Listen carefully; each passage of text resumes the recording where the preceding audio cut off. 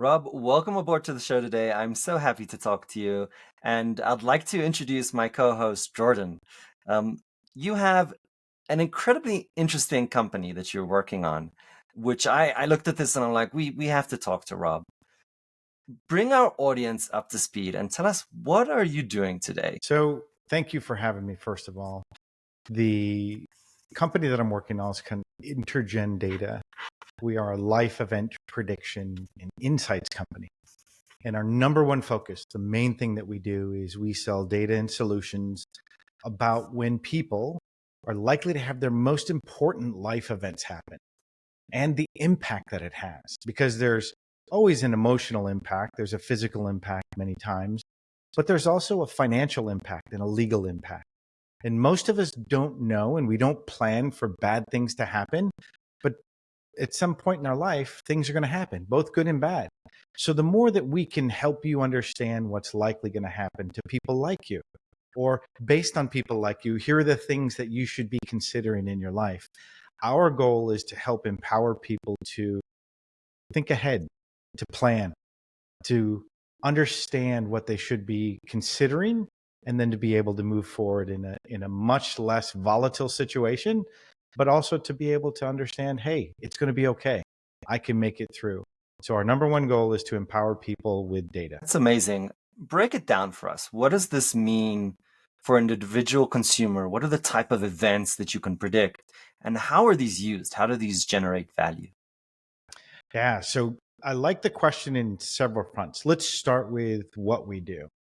We take information from all different types of sources. We'll take public information, we take private information. We put that together, and what we've basically done is mapped out 338 million people in the US. And we've said, here are the common things that happen. So I'm 55 years old. Instantly, I'm at a life stage that is different from other people. So within that life stage, the real question is, what's going to happen to me? What should I be thinking of? Now, if I was 20 years younger, I'd be at a different life stage and I should be thinking of other things. So, as an example, when we think of life, we think of health and wealth, different types of events. And that's what we try to predict. Two main categories, we can predict 95 different life events. And the first one is things like wealth. So, in my younger days, it's who am I likely to marry? When am I likely to get married? How many children am I likely to have? How many will I likely get divorced? If so, when would I get remarried? Would I get remarried? But also the types of job, where I'm going to live. Am I going to have pets? How much money will I make? These are items that we call wealth related items. And on the other side, we also predict critical illnesses. So cancer, heart attacks, Alzheimer's, dementia. And in total, we can predict 95 different life events. We're working on more, but today we have 95 in production that we can tell you, here's the year that they're likely to occur. Here's how much impact that it would have from a financial aspect. And then we provide that data to banks, insurance companies, to healthcare companies. We also provide it to financial services. So imagine if you had a family and you've got a daughter or a son in college and you're taking care of elderly parents as they're getting older. You should be concerned with not only your expenses of your children, the expenses of your household, but what if something happened to my dad? What if something happened to my mom? What would I do with that? How would I be able to help? Can I and do I have enough money to survive a long-term event? What if? So we allow you to use that data to try and go through and think about the things. And they can be overwhelming at times, but we do it in a way that says, hey, people like you tend to go through this. If this is a concern, let's address it. Talk to somebody. Empower people to have the right conversations. That's kind of the overall scenario from how we look at the data and how you can use that as an individual. So now I get this information. There's a probability of a bunch of stuff happening to me.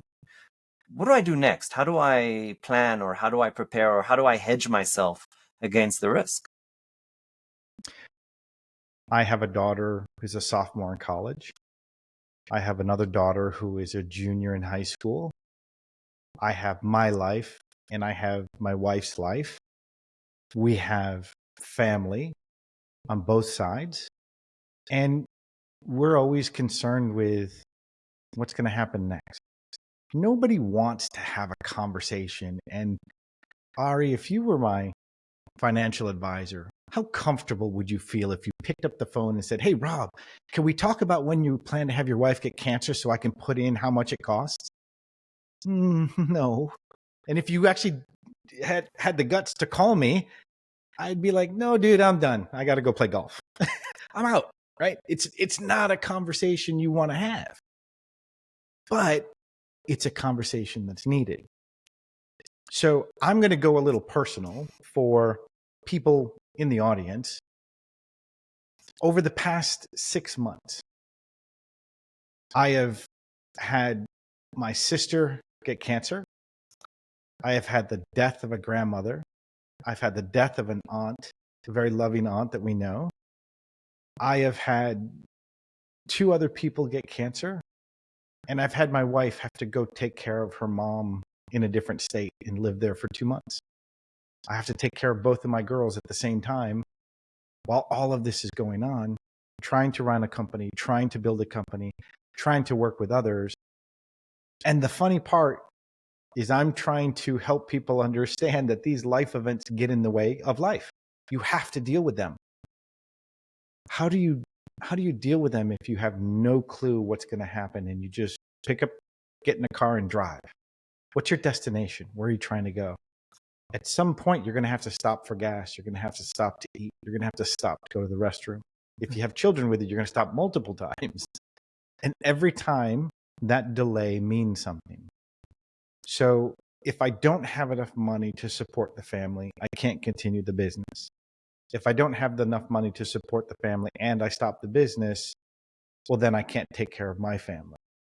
So these are the considerations, like dominoes, they fall upon each other, that we have to think about. The hard part is actually starting to do it. The easier part is getting the data. And as you said eloquently enough, we're building data sets and data models that are based on every birth in the country, every death in the country, every comorbidity, every car purchase, every home purchase, every pet, every disease, every heart attack. And we don't want you to think about it. What we want to do is to be that data service that powers your apps, that powers your tools, that powers the ability for you to know, hey, I got an 80% chance this is likely going to happen. If you had an 80% chance that you were likely to run out of gas, would you stop to get gas? The answer is yes. If you had an 80% chance that $5, well, maybe $10 piece of chicken today was undercooked, would you cook it a few more minutes? The answer is yes. So why is it so easy to do that and make that decision like that? But yet we won't think about our futures and the families and the friends and the loved ones. That data is what we're trying to produce to help people so you can think about that without having to do the work.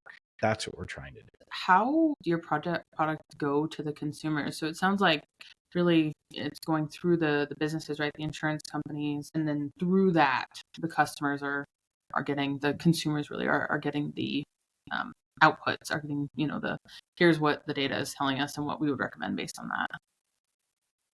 Yeah, so we're built as a B2B2C company. Our job is to provide this data to the Cetera's of the world, the LPLs, the Merrill Lynch's, to the MetLife's, to the UBS's. Our number one goal is to go where we can have the largest capability to provide our data set across many people. So not selling it individually to each different person. It would take a lot more money and it's a lot more expensive to do all of the marketing to do that. But what we're doing is using economies of scale and saying, we built a massive data set that's on an enterprise solution such as Microsoft Azure within a Snowflake environment that we can have globally around the world. People access that data very securely through an enterprise type of arrangement. So it keeps the data secure, so it keeps it available so that they can use it at any time for whatever purpose, whether it's marketing, whether it's for cross-sell, upsell, whether it's for helping them understand customers, making sure that they have the right products and services. So our goal and our business is to provide it to the actual service providers themselves. And then that way they would bring that to the individual. Jordan worked on a really interesting project where she was using data to actually give more affordable insurance through data. Is this a similar play? Let's say the actuarial tables on life. Today's actuarial tables state that men die at 78, women die at 82. So let's just bring our audience with us. What's an actuarial table? So an actuarial table, being an actuary, is a person who's going to look into the numbers, try and understand all of the people. What is their life expectancy? What are the reasons for those life expectancies?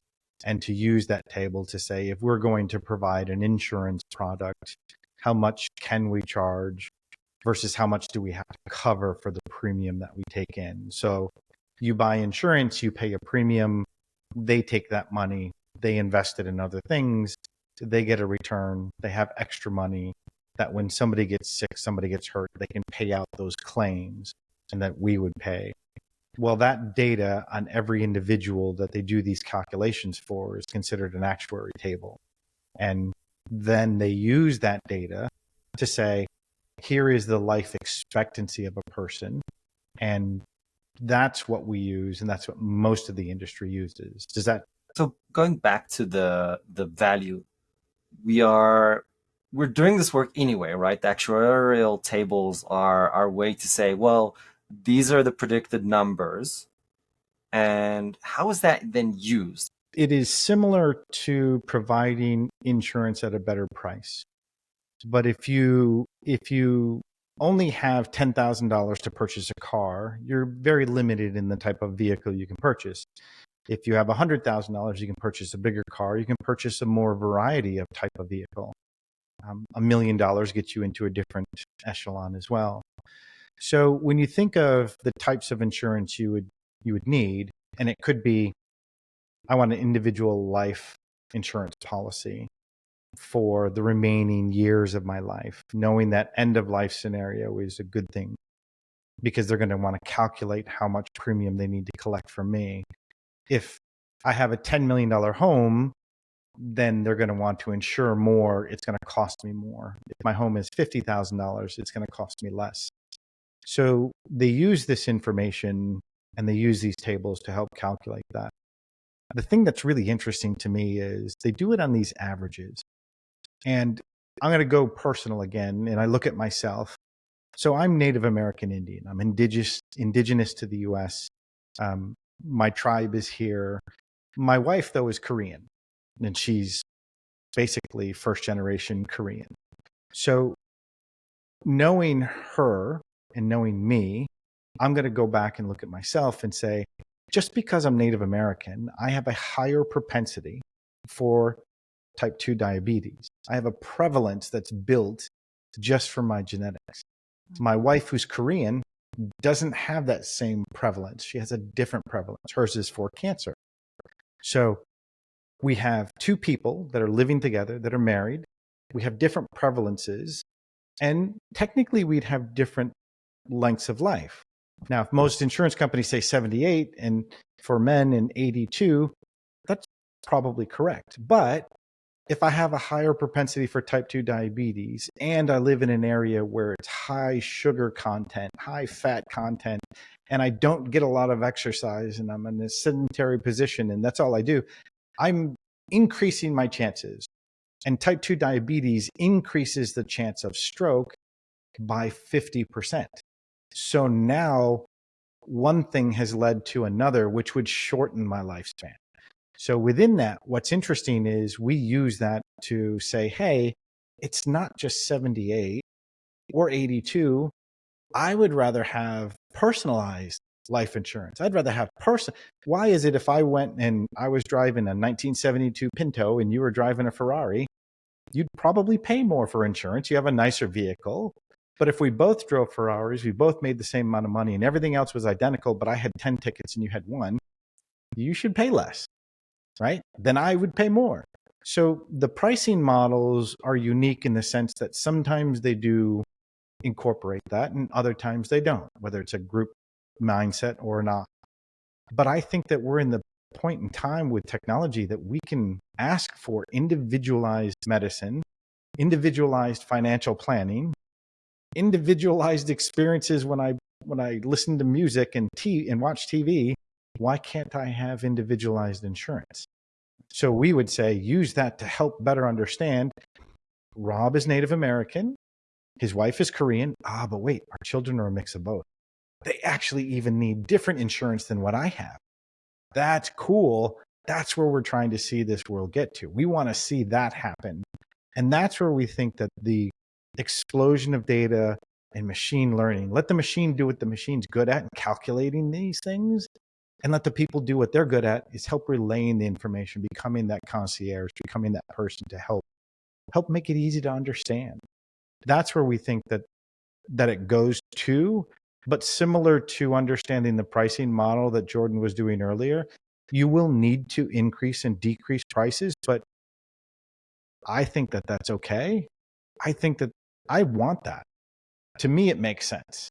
I, To some people, maybe not. I think it does. Jordan, you were telling me a story about how personalized models can actually even help insure the uninsurable, maybe I should say. How does that work?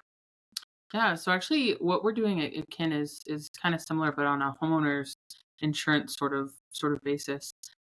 So the kind of hypothesis behind Kin is that you can take a look at houses, right? And you can say, okay, a house on the Florida coastline is going to cost this much to insure, right? Based on the value, based on the likelihood of a hurricane hitting it at any given point. And so you can go kind of as high level as that, right? And those two policies, maybe they're both $10,000. But if you get really into the details, and as you mentioned with the amount of data that's available out there today, right? You can get into how old is the roof? When was the last time the roof was replaced? What are all of the different factors that really matter in terms of, okay, both of these houses have a similar chance of getting hit by a hurricane, but one of these houses has a lot better chance of surviving that hurricane, whereas the other one is likely to be a total loss or a larger loss. And so really being able to pinpoint, Kin's focused on being able to pinpoint what are those risks that we are willing to take, where someone might be in Florida, they might be on the coastline, but they've got a great foundation. They've got all the things that they need in order for them to be less likely to have a significant claim if a hurricane comes through. What that means to me as an individual consumer is that instead of them, the insurance companies, banks just painting everyone with the same brush, you're actually looking at my risk.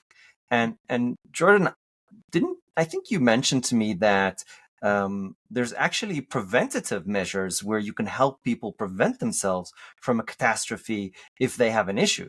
So you're not only saying, okay, I'm going to insure you where nobody else would, but oh, by the way, you have a risk that we've identified, similar to what you're doing, Rob.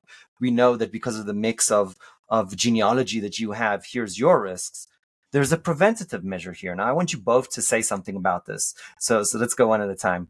Jordan, how does the preventative measure come for home ownership? Yeah.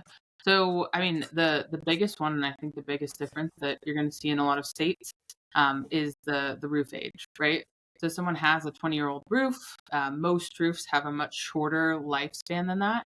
And so, if you have a severe convective storm, which could be a hailstorm, it could be a lightning storm, or if you have a hurricane, again, depending on where you are, both of those, the homeowner is going to be much more likely to have a positive experience, and the roof has to be replaced eventually if they have a new roof. And then talking through, okay, you're going to have a new roof. What is the best kind of roof that you could possibly get? Obviously, you're thinking about homeowners associations and everything like that. But a tin roof, for example, is a very hardy roof, and it tends to last a lot longer, right? But you're thinking a little bit about the sort of value prop versus cost trade-off, and sort of figuring out what's the right approach for you. What's your risk tolerance here, and how are you going to prioritize the short term versus the long term in terms of these costs? That's absolutely fascinating. Rob, what does that look like on your side? I want to say thank you, Jordan, because I'm going through that right now.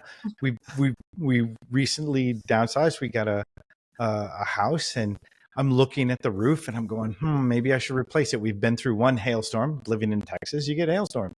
Yep. The other part is I'm seeing ads and I'm like, ooh, I could get a metal roof with stone coating. Wow. So do I want to spend that money? Right. And there comes that question, how much do I spend versus the length going forward? I love that conversation because that hits home. To me, that really hits home. Now, I will say on a side note, if somebody said, hey, if your insurance, we'll give you a bit more of a discount if you purchase this. Now, okay. That's the call to action for me. 20% discount, pay a little less, better roof, longer roof, less claims. It's kind of win-win for everybody. Similarly, and from our perspective and what we do in the business, we look at it as in there's the financial side, right? So knowing that you have likely someone to go through cancer. My wife went through cancer. The first biopsy, by the way, $29,000. One needle, $29,000. Our maximum out of pocket from the company I worked for, $16,000. I had to stroke in one check. Gone. That's something that I was not prepared for. Similarly, we also look at that because we were able to predict. Now, I say this, we ran my wife through this system. It predicted her to get cancer at 45. She didn't get it at 45. She got it at 48. We were technically a little over one standard deviation away. But that was enough that if I had prepared 10 years earlier, man, I would have had plenty of money saved up. I could have saved $1 a day and had a cancer insurance or some type of ride or something, right? But I didn't. So the other side to that is when we talk to people from the healthcare side, that type 2 diabetes, increasing your chances of stroke by 50% is a massive amount of money. But more importantly, it's, hey, eat a little less sugar today. Don't go for the glazed donut. If you want to wean yourself off, go for the old fried donuts and then start cutting down, right? Take the little steps today, the simple little steps today that compound over time to allow you to make a bigger impact. Don't go from eating sugar to zero and go from all carbs to no carbs. You gotta wean yourself into this. And by doing so, you can actually change your mindset, change your habits. So from a healthcare perspective, exercising a little bit more, walking, just walk. Do something simple will help longevity, help claims, help less costs, help mitigate risks. So all of these things work together with each other. So I love what Jordan said earlier, and I think we're similar in the approach in that sense. I just want to take a moment to send you a virtual hug and a lot of love. I think that in the professional world, we're all kind of, doing our thing and delivering, but sometimes we forget that we're all humans. My dad is going through his own version of cancer now, and you're going through your own experiences. So I just wanted to say that, be strong, and there is light at the end of the tunnel. Yeah. Thank you. Yeah, I think it's really interesting. These kinds of things can make a difference, not only personally, but socially and as a society. What you were talking about, Robert, actually reminds me of Peter Attia, who's a doctor. And, he kind of talks about medicine 1.0, 2.0, 3.0. Medicine 2.0 is where we are today, right? Which is a lot of treating issues once you have them. So instead of, the doctor saying, hey, you're pre-diabetic, maybe you should make some changes to your diet now. We know that you're likely on the road to diabetes. We wait until someone has diabetes and then say, okay, now we need to get you on insulin or whatever it is. And so he talks about medicine 3.0 being getting ahead of that, right? We have the information. We know how these different actions and activities are going to impact you. And you can get a lot of information based on someone's genetics, based on some of the things that you're talking about. It sounds like on where are you likely to go? Where are your issues likely to land? And there's a certain amount that's not controllable. Can't always control whether you're going to have a heart attack, get cancer, that sort of thing. But there is a certain amount that you can do. And in society, as well as in individuals, everyone's going to be better off when they're thinking ahead and tackling these things proactively. Yeah, that's really key. I love it, everything that you just said. And it reminds me of, so I can't say the name. We've got a new customer coming on board who's a hospital. And one of the things that really resonated with all of the doctors and the data people was they want to move from react and prescribe to predict and prevent. That's right. They realize that in effect they're going to reduce their income, but we have in the US 75 million boomers that are going to hit 65 in the next 6 years. We as a country aren't prepared for that. What do we have? 30,000 long-term care nursing facilities. You can't put 75 million people into 39,000 units. It does not work. So we're going to have to address it better today and start today and to do something, because otherwise we will never be able to catch up, and then we're going to be in a different and a worse position, in my opinion. But just like we think about it then, we can think about it for ourselves in our own lives. So yeah, thank you for that. Thank you, Jordan. This is, I mean, we talk about AI and we talk about impact to the labor force to AI, but I think it's really easy to think about all the negative things that AI is going to bring with them. But, once in a while, we need to remember that AI is just like a hammer or a knife. You can make a meal, you can build a house, or you can use it as a tool for violence, right? At the end of the day, the user determines the value that is driven. And, Rob, I think about insurance. Am I insured to the right things, or am I going to have the insurance and then, I'm going to find out after something terrible happened that I'm not protected against what I really should be? And, an AI tool can come and look at so many different parameters and say, oh, by the way, you really need this because this is likely to happen to you. And then, I'm not going to be in tears finding out that I've lost all my life savings. Or alternatively, as a Rotarian, one of the community that we were supporting was a doctor. Now, you think doctors, they make a lot of money. This doctor was homeless. His wife got cancer. They lost all their money. They lost everything in supporting her. So this is fundamentally something that can save you from becoming homeless, really, at its core essence, and many other outcomes. Yeah, and unfortunately, that happens more often than not. You just don't hear the reports of it. You hear it when you talk to individuals and we have real conversations, right? As I said earlier, no one would have thought I went through all that I went through in the past 6 months unless you had a conversation. No one would understand that you have to put all the assets of somebody in a trust 5 years before you put them into a long-term care facility until you talk to somebody who's missed that date. Our family missed that date. I want to help people not make the mistakes that we did. And yes, we'll do well as a company. We'll get to that point, but we have to use our experience and help. The wisdom we've gained can help others. And that's I think if I was to think altruistically, that would be the number one thing is how can my experience help you and how can I help you? That's really what I'm here to do. That's a great point.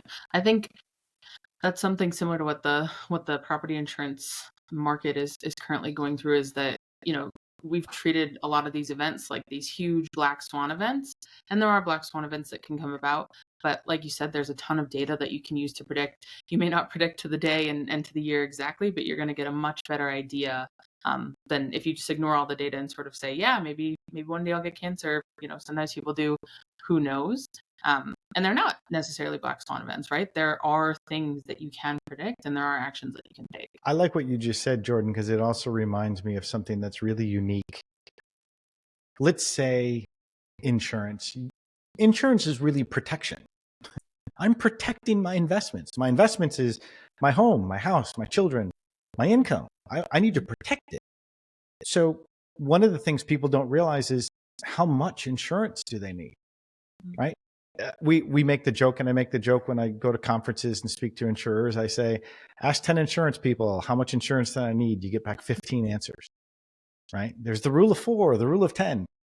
Okay, well, the rule of 4 is 4 times your income or 10 times your income over X years. Well, when I left corporate world, I was at the peak earnings. Now I make $100 a month, right? Is it, you're telling me $1,200, $400? No, that's completely wrong, right? And what if I lost a job and I had to take another job, or I'm working 2 jobs, part-time job? then I have added more stress, increased the probability of diseases or critical illnesses or inflammation in my body. I've increased risk in multiple ways. Maybe what we should do is look at it empirically and say, what does it cost you to live? What about unplanned events? Maybe here's the total cost. And maybe it's not 1x, because 1x that's planning on perfection. Maybe I need 2.3x. Maybe I need 3x because I'm doing those 2 part-time jobs, right? But that's data. We can use that. And that's what we try to help people do. So I love what you said, Jordan. That piqued my interest in terms of that. So thank you. Rob, with your permission, I want to change the topic a little bit and ask you, why did you even get into this business? Why did you start the company? How did you start this journey? So my story started when we moved my grandfather into a long-term care facility, and I dared to ask my mom the question, how much does that cost? And her answer was $14,400 a month. And he stayed in that facility for 4 years. If you total that up, that's nearly $700,000. Now, my mom, who takes care of my dad, who's a quadriplegic from the Vietnam War, is used to working with the government, used to working through insurances, did a phenomenal job. While we were dealing with emotions, while we're dealing with, I don't know what's going to happen. What do we do? I don't know. While I saw us make some good decisions and quite a lot of bad ones because we were basing it on emotion, not on real numbers. So as this was occurring, I started to look, and at the time I was chief information officer of about a top 40 broker dealer, First Global here in Dallas. And I said, wait a minute, I'm in this industry. I've been in this industry for X years. How can I not help my own family? What are the tools? So I looked at the tools I deployed. I looked at the tools we were building and we were using and integrating. And all of them said, well, we give you the ability to calculate those things, but we don't give you the data to know when they happen or how much they impact. And I sat there and I said, wait a minute. So then your systems are all point in time. So unless an advisor or an insurance agent or a CPA asks me, what year do I plan to spend $12,000 or $14,400 to put my grandfather into a care facility? How do I know when to calculate that? And they said, you don't. You have to find out. And it went back to, well, nobody in their right mind is going to ask that question. What are you kidding me? And then I realized that it's a big lack of data. So I searched and started looking for, is there data, enough data to tell me when something typically happens? Can I find more data to tell me when it probably happens? Well, if I can probably look at things, can I get a little bit more data to make it statistically significant? Can I look at the data and break it down in certain ways? Well, the answer was yes, yes, yes, yes. Well, now all of a sudden it's a math problem. Okay, let me throw math at it. I can build prevalence and probability models and tell you statistically this is likely to happen. Now, does it mean it necessarily happens? No. But if I had bought enough protection and it didn't happen, are you happy for me because it didn't happen? Am I mad at you because you told me this would likely happen and it didn't? No. I've got extra money. Oh my goodness. What a blessing. So I got on a soapbox. I apologize. But I started the business because of a life event, and I want to help people avoid the same. I love that. That makes me think about sort of the next step, right, which is influencing people's behavior, right? Saying, hey, we've given you this data, what do you do with it, right? How do you decide to make that correct decision? You're talking about the diabetes, right? How do you start reducing your sugar little by little? How do you start moving? How do you take these positive steps, which, any psychologist knows is kind of the hardest part. I'm very curious how you've seen, some of your partners, how you've thought about implementing that behavioral piece. Yeah, that's a really good question. And that's where we sit today. I can tell you I can't tell you the names of the companies, but I can tell you where they're heading towards.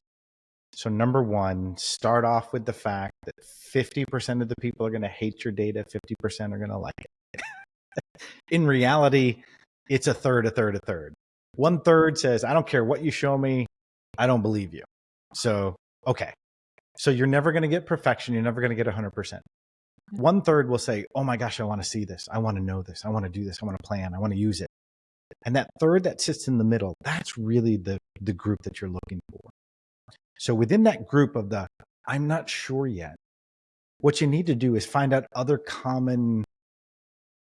commonalities amongst them as little groups of people and find out what really means a lot to them, what's contextually relevant. And then garner the data. So we're pulling in data from a couple of partners. One of them is DNA Behavior, great company. We pull in their data that talks about how they are in terms of their emotionality. How do they receive data? How do they like to be spoken to? Because you and I both know a lot of people love to read. That's how they take in data. Some people don't like to read, they want to hear. Other people want to see. Some people like to do. Well, you have to provide the ability for them to access that data in those different ways. But if you've had customers for any length of time, you know if they call, you know if they email, you know what they're like, you understand their personalities, you use that data to help tailor a message to them. So in reality, you're right. It's the psychographic understanding. And then we append data that would say, oh, by the way, they happen to make $149,000. And that happens to be in the top 10% in their area. Ooh, guess what? They're doing well. They're up and coming. They're moving up. And if they're 40 years old to 54, they're at this life stage with these two kids. Here's what's going to happen next. Talk to them about the beauty of life going further. Or let's say they're in their 60s and guess what? They're empty nesters. Well, now it's not about where you're going. It's about, spoil those grandchildren. So you get into their understanding of the psyche of who they are. But that's what we do as people. I'm not doing anything different. We're just using data to actually facilitate the same thing. That's where they're going, is they're tagging the life event with the life stage, what they're looking forward to in the next 1, 3, 5 years, and then trying to use the data that they have about their people to actually help market to them. We call it hyper personalization. That's a term a lot of people use. I actually like the word tailor. I'm getting a suit, not a massive suit that anyone can get. I want one that's specifically tailored for me. That's what they're doing. That the tailoring, the personalization through kind of bringing all of this different kinds of data that, like you said, it's out there. Why not use it, right? Why not use it to give people a better experience, help people make better decisions? I love how you sort of brought all that together. Oh, thank you. Well, I'm the recipient of it, right? My music, my movies, they constantly tailor stuff to me every day. So why can't we do it? Let me ask a little bit of the dark side question. A lot of information is being collected about us. We're using sophisticated data, and models are always wrong, but they're many times useful. How do companies like yours and others protect themselves and protect us, the communities, from bad players abusing that data? So I will start with the simplest things that I can control. We use tools such as when we move data back and forth, such as encryption. We use tools when if we send emails. We use tools that if I send you a file, I may use Phalanx, which is a company I use for files that can be only used one time, that can't be forwarded. If we go enterprise-wide in larger in terms of infrastructure, we may take things off the open internet and use Clever Dome, which puts everything into very specific type of security, a zero trust network that you have to be a part of and have to have certain keys to. That's the first way that I can do things that are in control for moving the data. Another way is allowing you to get into our environment where our infrastructure being on Azure or Snowflake, you would have access to our data that we have set aside for you, or we can operate into behind your firewall on your Azure or your Snowflake environment. And for us, Snowflake is probably the best way to do that because the customer then controls everything. So if we were providing data to a large bank or an insurance company or a hospital, that would be very beneficial to them. They're in complete control. So we try to tell them you control it so that it meets your requirements, not ours. That's first and foremost. When you speak about algorithms, you speak about the fact that, yes, algorithms, nothing is perfect. Nothing will ever be perfect. You're never going to get 100%. The only thing that I would say 100% on is that you pay taxes and you will die. That's it. Other than that, nothing is guaranteed. So until that time, I think that what we do is we have to realize that there has to be an iterative process where we learn, where our algos aren't going to be right at first. But if we're doing this with a group of people to say, what can we do? How can we improve it? It's really easy to poke holes in everybody else's technology. It's actually hard to help people. That's what you want to do. So let's get together. That's wrong. Okay. How do we fix it? We can't. Okay. What do we do different? Oh, we can do this. Great. Move. That's the feeling. And when people say fail fast, that's what it is. It's accepting failure. And I've seen studies where a scientist will go up or a mathematician will go up or a professor on the chalkboard and write 1 + 1 = 2. 1 + 2 = 3. 1 + 4. And then he gets to 9 and goes 1 + 9 = 11. And everyone starts laughing. Why? He got 90% of it right. But they always pick on the 10%. So when you start to think about people in your team, you start to think about building algos, you want to hire the right team. You want to make sure that from a management perspective, how are you intending to use this data? What are you doing with this data? I can influence and have an understanding. There's nothing says that I can't stop producing data for somebody because I don't like what they're doing, right? Now, they may try to sue me for it and I get it, but there's a point where I can't cross that line. So I have to feel good about the data that we're providing, but I also have to feel good about how much data I'm providing them. So we don't provide everything. We provide enough to help them in their situations. And then internally, what I can control is who I hire, how I talk to them, how they look at the data, how can I control they have access to the data.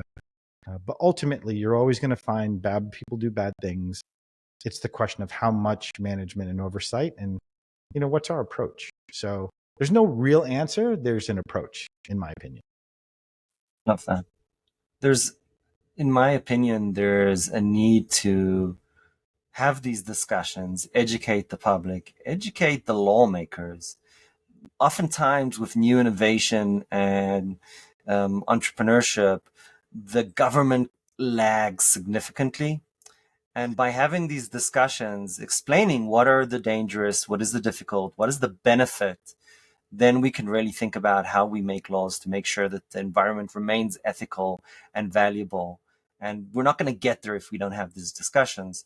So, Rob, first of all, I want to just say thank you for you joining our show today and really taking the veil off of these incredibly complicated issues that oftentimes people just don't want to deal with them because they can also be painful. Oh, what are you going to do when your mother dies? Excuse me? What? Like, no. No, I ordered French fries. I didn't want to talk about this. No, I asked for you to insure me, and don't ask me stupid questions. So, I think it's important. We need to have these conversations. I would like to ask you a very simple question that we ask all our guests. What would you advise 20-year-old Rob? I've thought about that question so many times. And I think the biggest thing that I would advise myself would be to start failing sooner and don't listen to the herd. That would be my biggest thing because I played it safe for a number of years. And there were certain things that I could have done more effectively, more efficiently. And I'd be much better off and be able to help more people today. And to me, it seems like a waste of time. So for me, it would have been just go for it. do it, fail, get going, move. Don't sit on your laurels. Rob, thank you for joining us today. Thank you for being vulnerable and opening your heart and sharing the incredibly interesting work that you're doing. We appreciate you joining the show. Thank you guys for having me. It's been an absolute pleasure. So I look forward to hearing this back. This has been a tremendous time to visit with both of you.